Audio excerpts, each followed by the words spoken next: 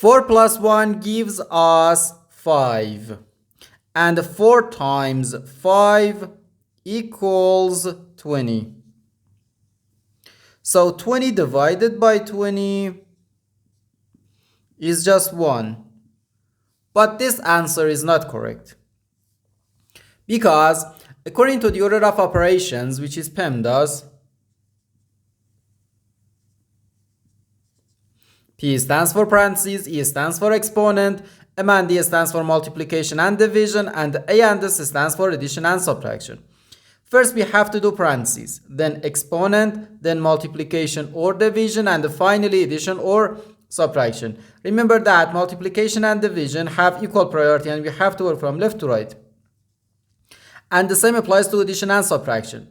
In this expression, we have one division, one multiplication, and one parentheses. Inside this parentheses, we have one addition.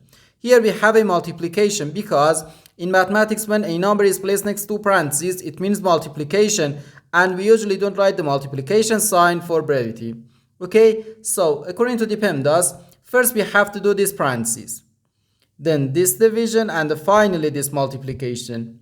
If we do this multiplication before this division, it is wrong.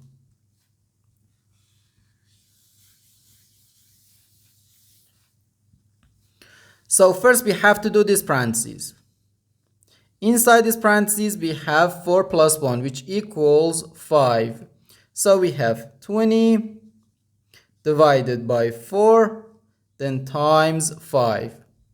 Now in this expression we have one division and one multiplication.